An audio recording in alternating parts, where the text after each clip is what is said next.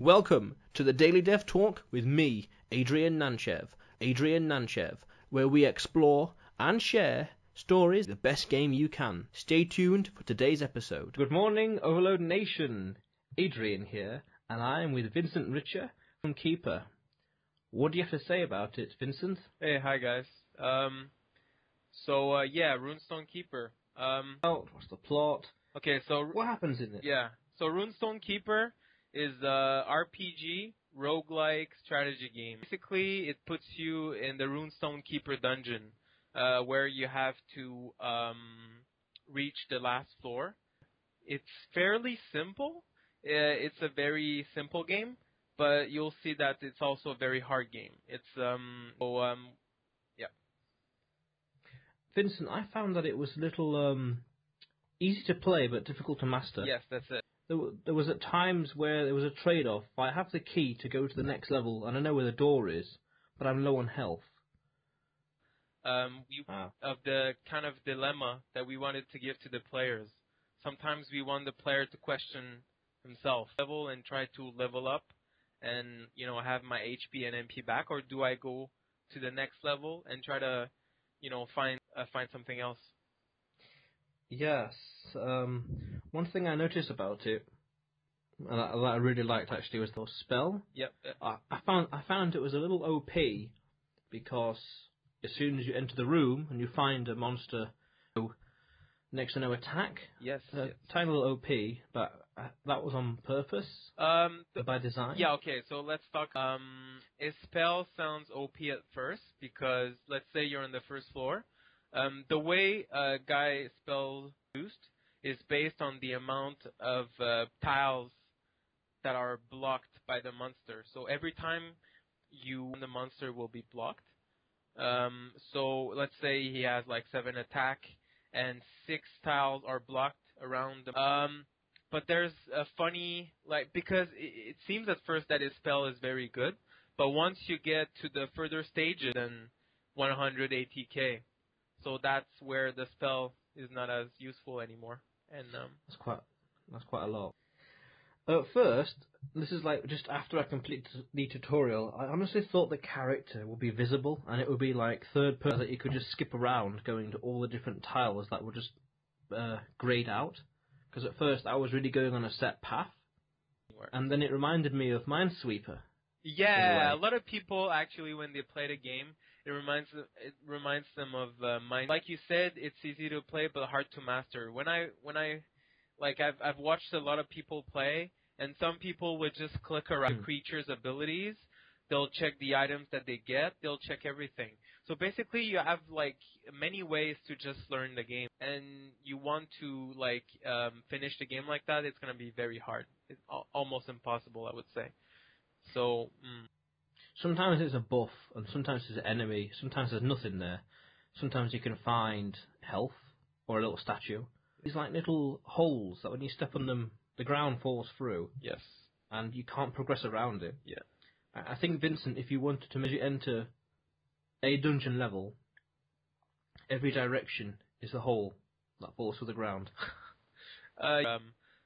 Because if you go into the Abyss mode, when you complete the normal mode, you have a mode that's called Abyss mode, and the way but we didn't, because the game is already very hard. So basically, we didn't really want that, Like what you're suggesting is, I think, would be a little too random, and there was every 3 or 4 tiles there's one that's gonna collapse, and I think that gives. I'll keep that in mind. No, well, yeah, something like that. I'm not sure of the specifics, but it's something like that. Oh, that's all right. You say this is your first independent game. Is this the first time you've started your own studio? Background, I guess. I've worked in the gaming industry for 10 years now. I first testing console games on Xbox, PlayStation 3, and then I was also in China, and after my studies, I was studying Chinese there. After my studies, I got an opportunity, mostly my working experience, as a junior video game designer position, and in the mobile game industry. So it was very different, but a very interesting working experience.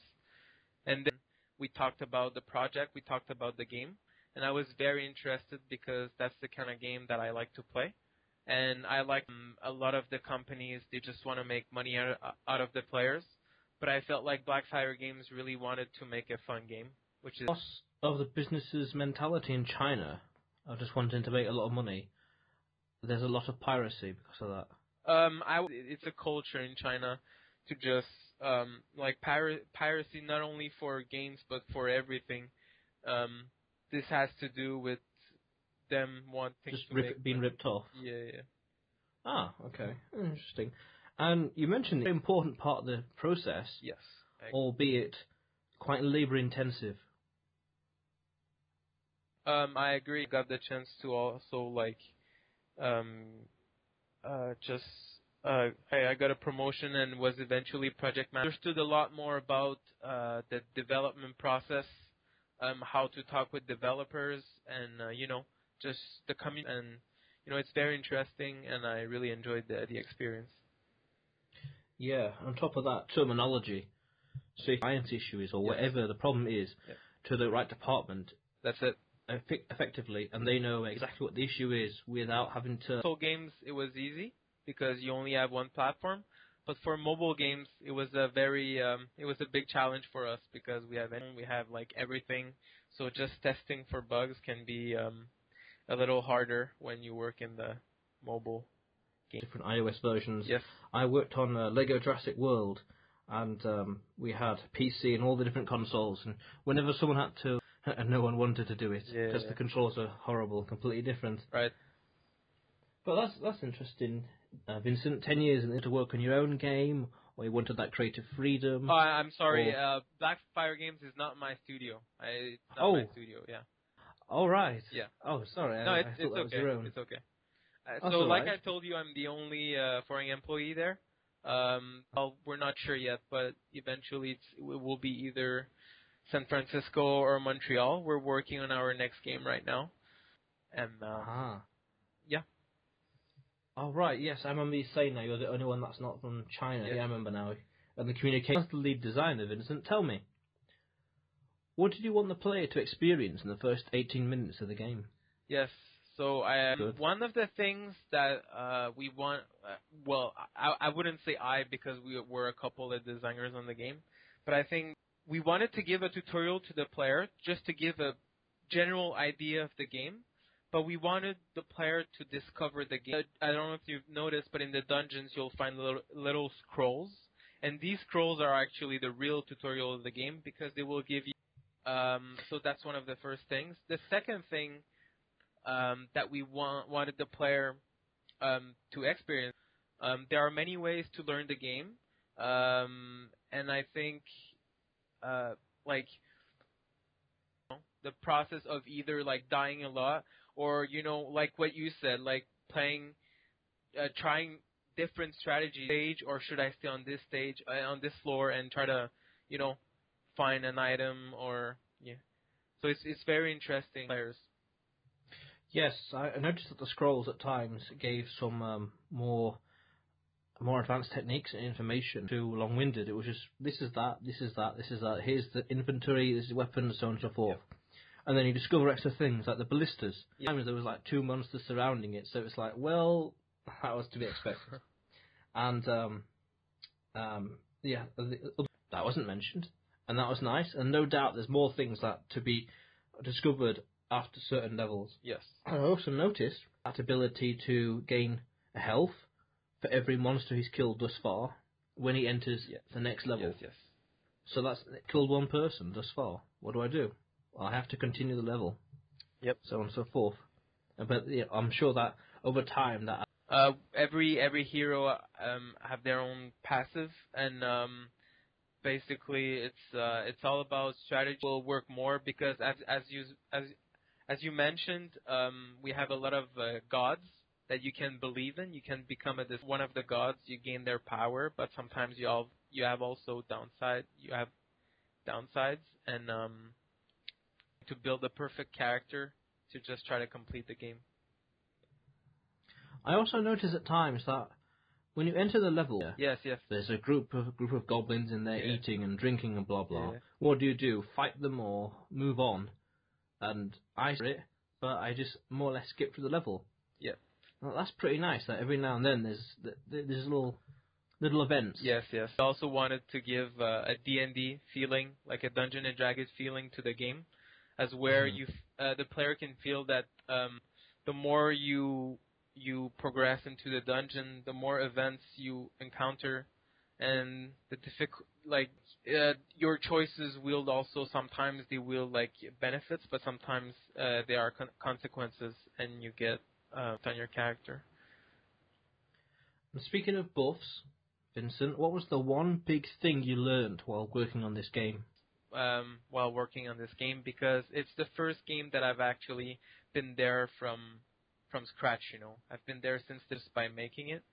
But I think one of the major things that I learned, is just making a fun game before that just try to make money, and every time you wanted to design a new feature, you would monetize that feature. And then if you couldn't come up with reason to monetize that feature, then it wouldn't that I approve, and I didn't really like that working mentality. And I think one of the major thing that I learned is trying too hard, but not too hard.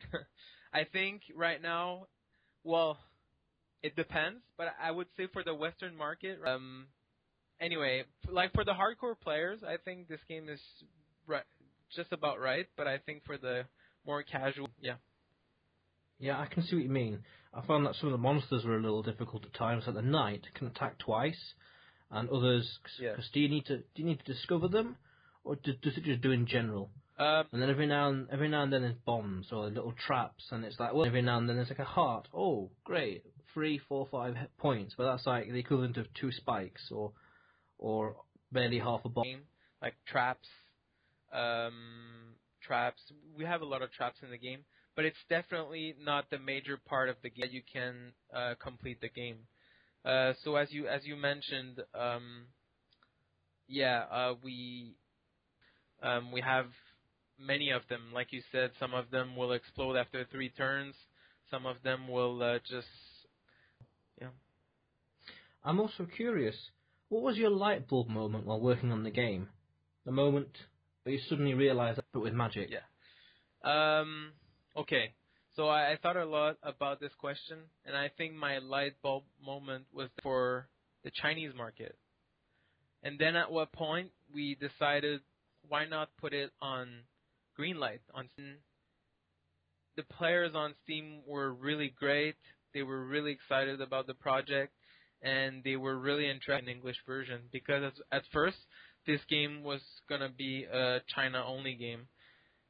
So my light bulb moment was these people, but I was actually creating a game for the rest of the world, and I think that was a really cool feeling at that point when I saw the comments on Greenlight for the first time.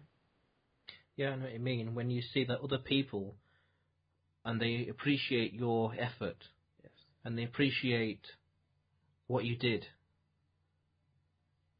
Yes. We also had our bad times. The localization, the translation, the way it was made only for Chinese, and so many problems. So I think that part was. Right. Yeah, we had many problems just trying to. Translate it from traditional or simplified? Simplified. Yeah, traditional is not used in mainland China. China we're talking, I imagine. I can imagine that would be a bit of an issue, especially if you're the only. Well, yes, the team can speak English, but none of them are like are not native speakers. I get you. No way you did it yourself. No, I didn't do it myself. A guy called Josh. I think I don't really. Do the translation for the game. Oh, beautiful. In that case, then, what was your luckiest moment? Luckiest, yeah. Let me think. It's kind of hard to go for. I don't really know like how I would answer that question. Well, did any part of the progress, did any or anything that didn't go as bad as you thought it would have been, or the general views of the game in China as you initially imagined? Actually, I think the game was a little too easy for the Chinese players. About lucky, I think we were because right now we're translating the game in 6 languages in total. There's like good people that would like the game, and also very interested in the Dragon writing style. And we were very lucky, and we found a lot of passionate people that were very interested in the game. One of the luckiest moments. Oh, beautiful. So what was the... Well, I mentioned it earlier. I think just make a fun game. We had people from Blizzard, from many famous companies come to our company, and I think the best advice is just make a fun game. Just because right now the freemium model is very popular. Most of the games use the freemium model, but that everyone is so obsessed in making money and how to monetize every feature in the game. Monetization is very. I think making a fun game is still should be the source or the thing you always go back to. Entertaining them, and it's whether or not they're willing to pay for that extra DLC or. Yeah, that's it. And I also found that when it comes to free to play, is not to overload the player with too much content, drip by just content by content on a daily basis or weekly basis, and something to always pull the player back to play it again and again. Like the game is to slowly consume content. Yes. And to then be drawn into the game enough, people would know and understand that 90% of the people who play free to play don't pay anything. So that's a very low churn. Is it churn rate? It's every game very low. Yeah, every game have their own conversion rate, but I think it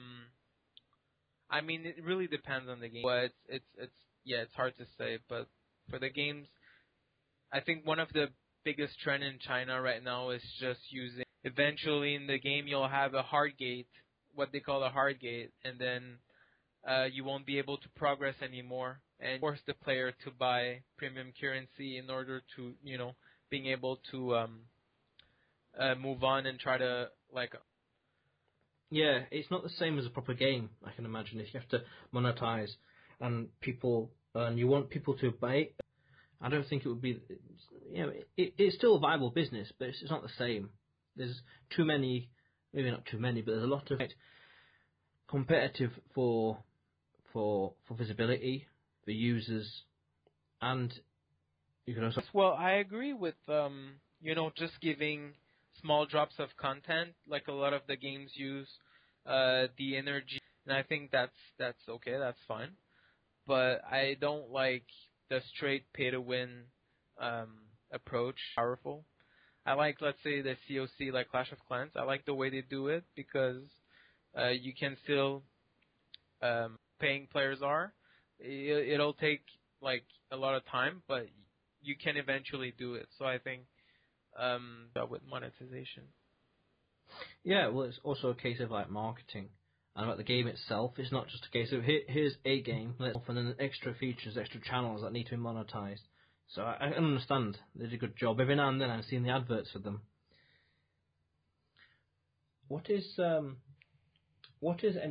Are there any books, game development books? When you thought of these questions, were you thinking about people that might be interested? Yes, people who might be interested. Because I think one of the resources I have used a lot and that I also like for years, it's Gamma Sutra. Gamma Sutra, I don't know how you call it, and I think it's a very cool website And if you want to know about the inside of the gaming business, I think this is a very great.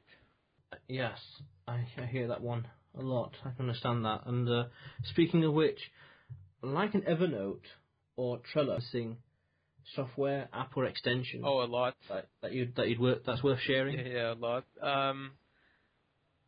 Trello for a while, like you mentioned, but the ones that we use right now, we have Yammer. Right. On the team, right? Every team use their own project management websites, but I like Facebook. I think it's really cool the way it works. It's very easy to share with people. On the other hand, Asana, I think Asana is like whole projects, and that's what I like. For Trello, I think Trello is good for use. I think it's good the way that you can drag and drop the tasks or the bugs. I think it's good like for Yammer, Yammer. Yeah? Yes. And what's the other one? Asana. Yes, Asana, ASANA.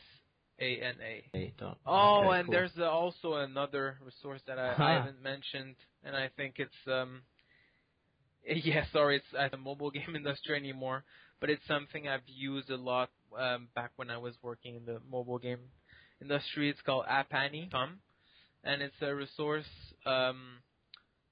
It tracks the data on iTunes, on Google stores now, but it's very useful. You can check if you have your own app, let's say downloads, you have a lot of data that you can track on this website. It's also good to check your competitors to see I'm not sure, but I think it's a Chinese company. But anyway, it's great. Well, they call it store intelligence basically. So it's all the changes has access to, but I think the way they do it is just data mining, and they just give you like a very nice present. Right now they have iOS and Google Play, yeah. Oh, very nice. Worth checking out. A penny, yeah? And lastly, Vincent, if you were in an identical world where your skills are the same, then why? Okay. I thought a lot about this question as well, and I would, because for me right now, I don't think shelter and food is a big problem. I think if you people that will do it with you, I mean, you can have all the money in the world, but if you don't have experience or they don't know what they're doing, then it will never work. So I think this game like 10 years from now, I'm pretty sure it would be very different. And if I did that video 10 years ago, I'm pretty sure it would be very experienced and about the people you work with. So I think the game would probably be the same. Interesting ideas, Vincent. Interesting. I hear that a lot. That might be the same. And yes. What do you mean by it will be different 10 years from now? But how could you predict that?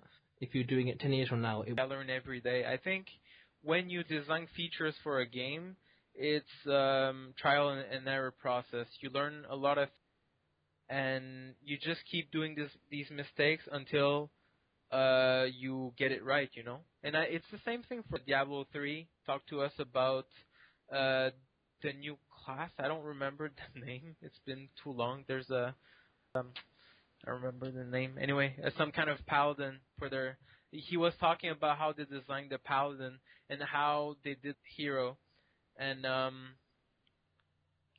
it was very interesting for him to tell us his experience and come up with new ideas and how to. Because I think Blizzard are very good at balancing their character. What I wanted to say is, 10 years from now, I will probably have a lot of experience and probably other ideas. So yeah, I can understand, especially with a different market as well. 10 years from now, who knows how? Who knows how video games understand that Steam, iTunes, iOS might not be around 10 years from now. No, someone's imagination could be dominant 10 years from now. Yes, you are right. So, you would iteratively learn new things, versus now, you would apply those ideas, and that's understandable. That's how. Well, yes, understand like that. we've seen at E3, a lot of talks about the new VR system. It summarized what you just said. I think if you are young and you want to get into the gaming industry, I think you should see the years to come. Yes, I think off the top of my head, I think, and in new ways that look pretty cool. But I still think it's a little too clunky. Yeah, definitely. I agree. They were Mhm. presenting the controllers and the way it's gonna work. I agree that it's a bit clunky, and I think it'll get there. I think. Yeah, I agree. And whenever people talk about VR today, what really comes to mind, he's sneaking into the house of his future family. And I think it's his future daughter. Or remember that scene? Yeah, I remember. Yes. That's what always comes to mind, and that's what I always imagine the VR will be like. It's just in a room with, and rather strangely. But that is why I feel it's a little too clunky now, and I think because the big names are developing for it, it could be quite predominant years from now. Some other tech, some other software that will replace the status quo, that will change the status quo, so to speak. Had a big boom during the last few years. Oh yes, certainly. With all websites that are, you look at the competitive games, League of Legends, Counter Strike, StarCraft, are getting more and more popular, and I think a lot of investors are interested in investing in the industry. I think it will also probably bring to great things in the future as well. Yes, I can understand that boom. Microsoft was, or when they announced the Xbox One, Microsoft was saying that nowadays servers or something along the lines of that than they did in 1999, and at the same time, just potential. Every year is like twice as many or 25 times as many, and I think the internet has really spurred it along because and then was it Dreamcast that originally had some sort of online game, online play? Xbox One comes along and starts to change it. It's a game changer, and the status quo is towards Xbox, PS1.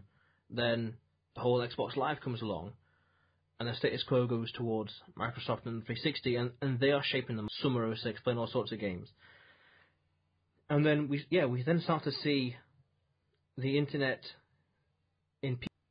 especially YouTube in the early days, where everyone has a channel, everyone can broadcast themselves online, and I think that has essentially led to like a commodification of in gaming, because you go onto YouTube and you can search almost any game and you can find someone who would have done a Let's Play, and I think that is broadcasting the game, and well, that could be problems for the industry to come. With Twitch now, I think because there's a market for that, so I think people are now not only interested in. But I don't. Why do you think it would be a problem in the future? Because people are chasing too many. No, if too many people are chasing too few viewers, because two people broadcast a game, let's say Runestone Keeper, 10 minutes each, the person who would have already had an extension from the upload than someone who has just uploaded it in general. So that's why I think too many people are chasing too few viewers in that YouTube upload, and then you could probably also maybe argue same. Well, I think Twitch right now is still very young, so I think if you have a great idea or a great channel, people as for YouTube, I mean, YouTube will eventually, like, if you ever want to become successful on YouTube, I mean, marketing will also to become, like, let's say YouTube partner, or just have a channel with lots of views. I mean, very competitive. That's all I can say. I think Twitch eventually will be a very competitive. Like if you want to get you a big competitive competitions, like it's crazy. They have commentators. They have like it's very professional. Yeah, until something comes along and changes the status quo, and then suddenly people will. It's like how they forgot about MySpace. Yep. Something will come along. Classic product curve. Yes. We're almost out of time. Vincent. Unfortunately. Yes, unfortunately. It was very nice talking to you, Richard. Nice interview. Yes. Yes. It's okay. Look forward to seeing runes updates and strengths like that. Great interview and nice talking to you. Thank you. See you on the.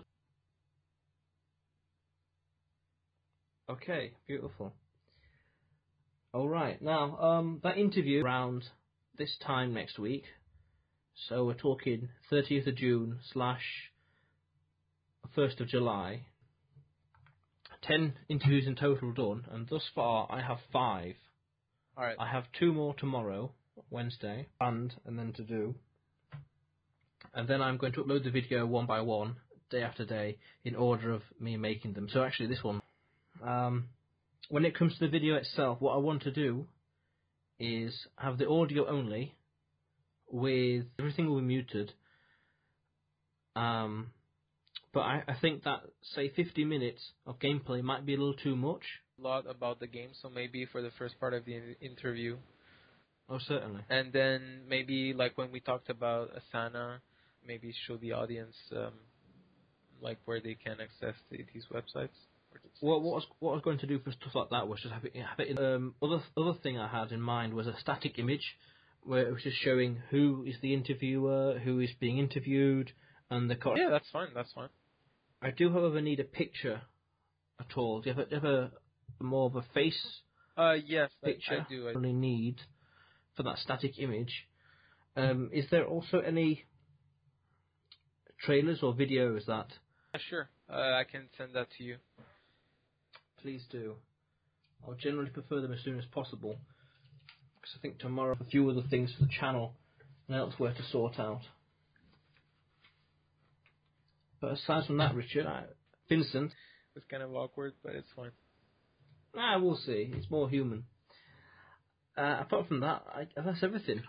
It was really hard for me, actually. I stayed up all night working on the update, so I didn't want to go to sleep. Wow, yeah, I'm quite tired as well. This is my 5th interview today. Yeah. And this is the last one as well. Yeah, that went generally better than I anticipated. I'm sorry about the confusion as well, because you said that you wanted to do now, 7 p.m. Okay. No, but then you told me it was localized, so it was okay. I didn't know it was localized, so I didn't understand why 7 p.m. was not there. Yeah, I couldn't understand it either, because I could see it. And I was thinking, well, maybe it's just like the time zone or something, like 5 hours. Yeah, it's fine. What do you think to the questions? I think they were great. King the game. I think, well, for me, there was no, like, real lucky moment, I think. I need to help us with translating the game. But besides that, I mean, I was lucky to just meet these people, you know. I mean, I feel really lucky to just be part of the team and be able to contribute to the game.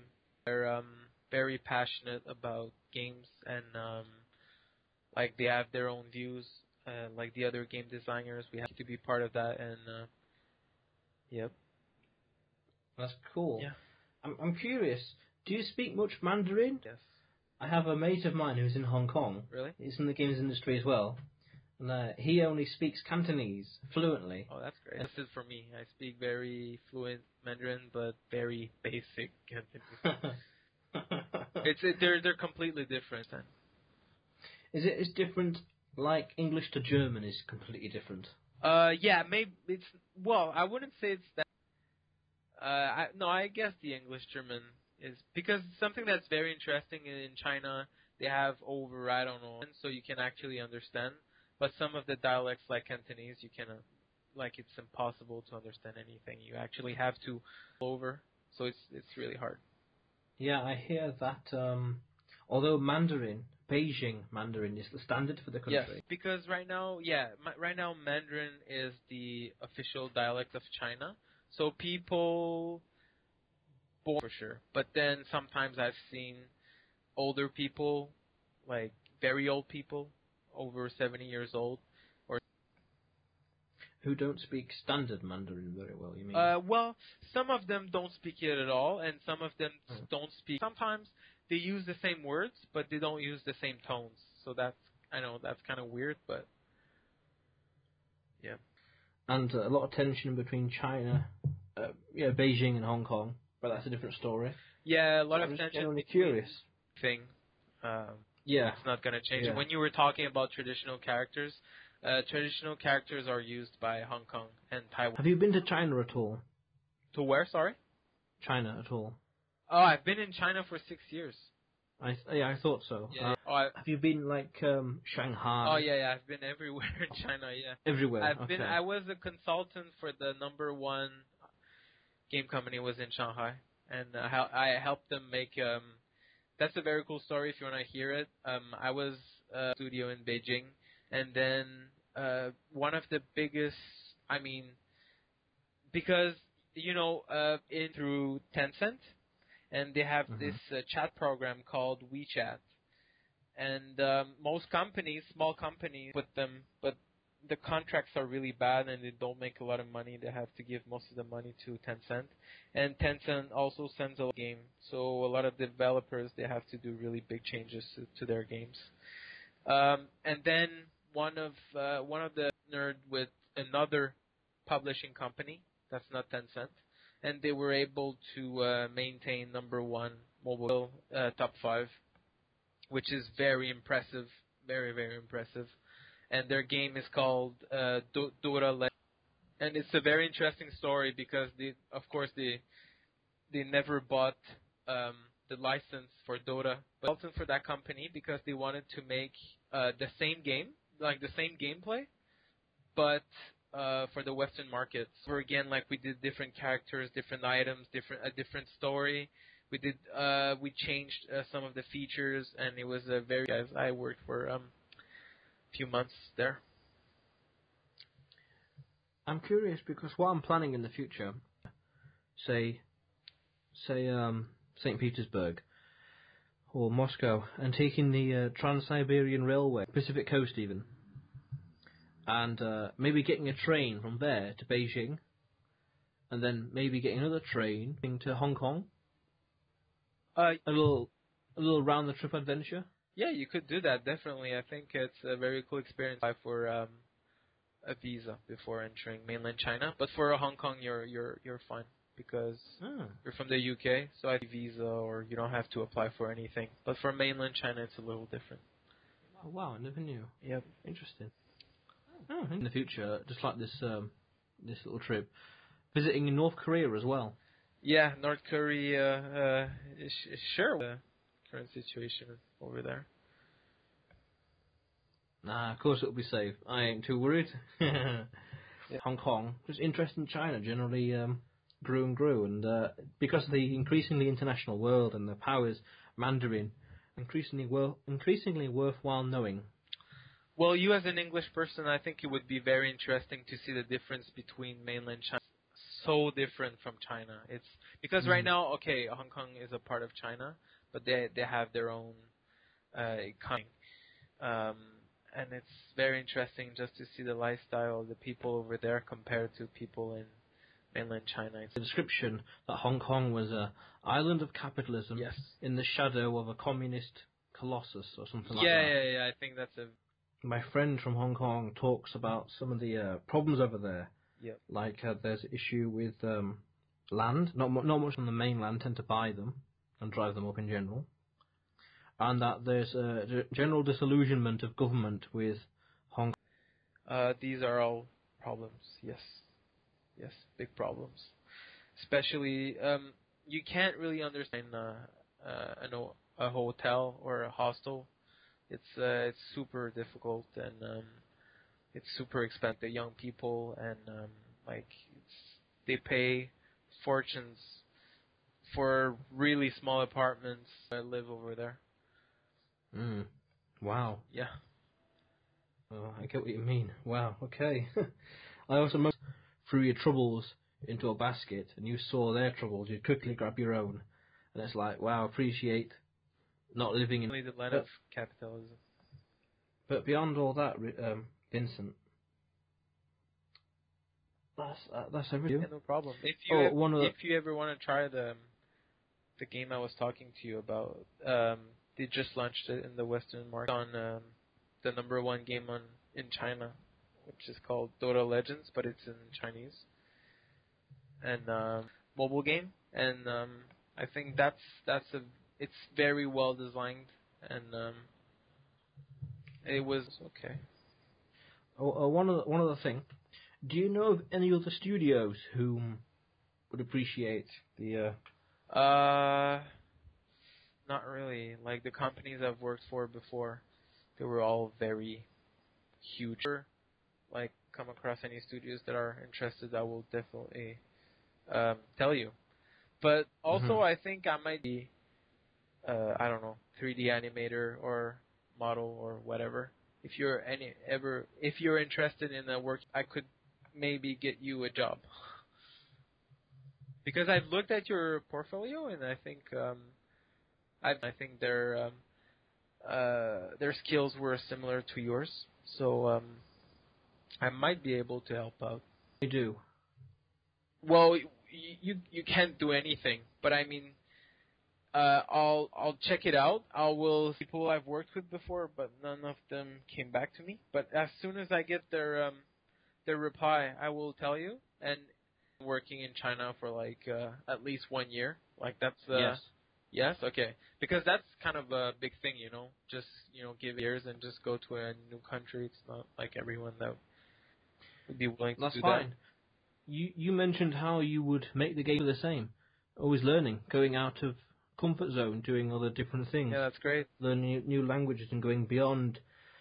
Always learning. Just from an economics point of view, increasing human capital. And yeah, just always learning. So yes, definitely to beat atmosphere. Well, I can see from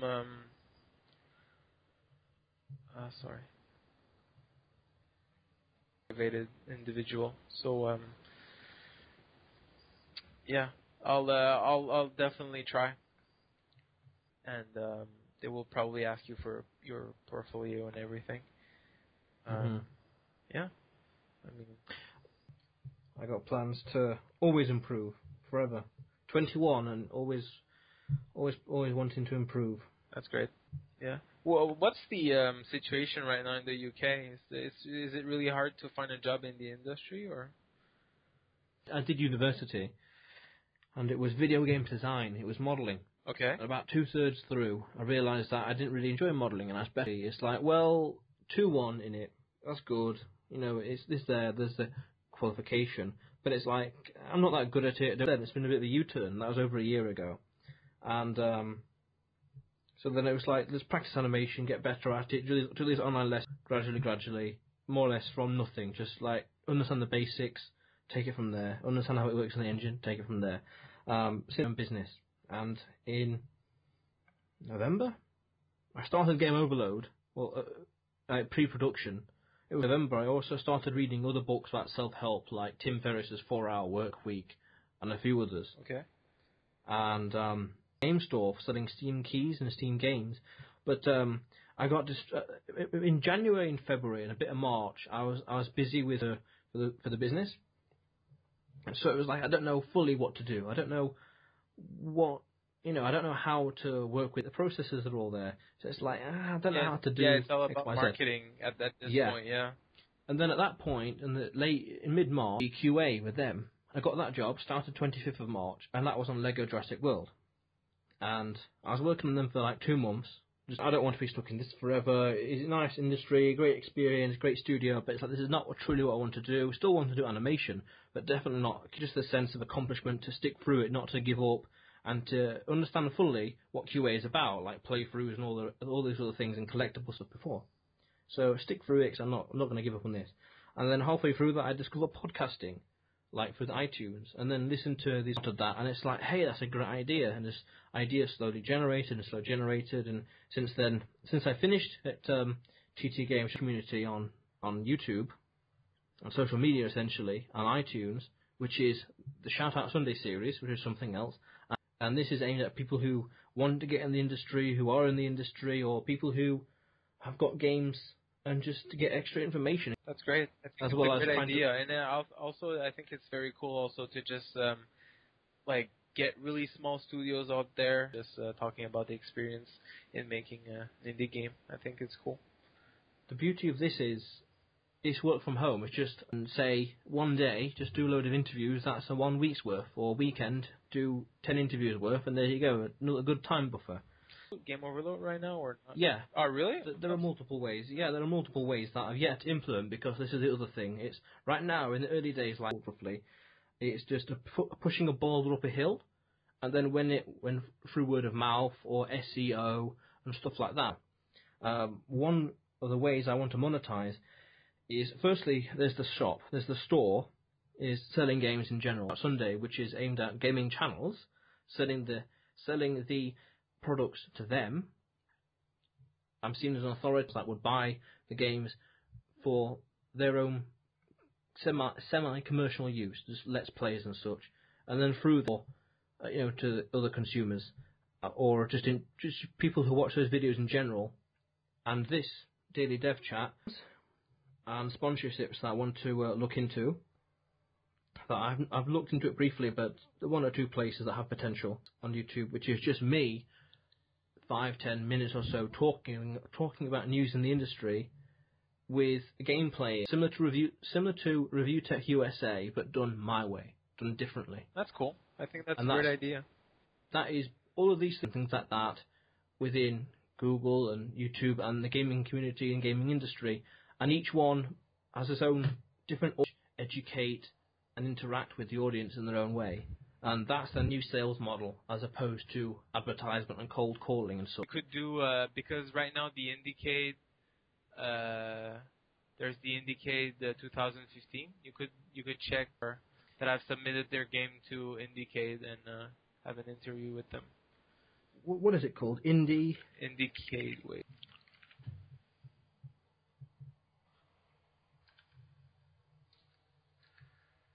I'm gonna have to talking to you, and it was great making the interview. And when I get a reply, I will tell you. And if there's, if it works for you, then great, and we'll maybe see each other in China someday.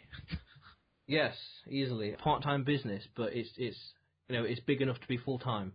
So that leaves me free time to travel and to work in China. Yeah. How cool is it? So, talk to you later, and. Yeah, thank you for the interview.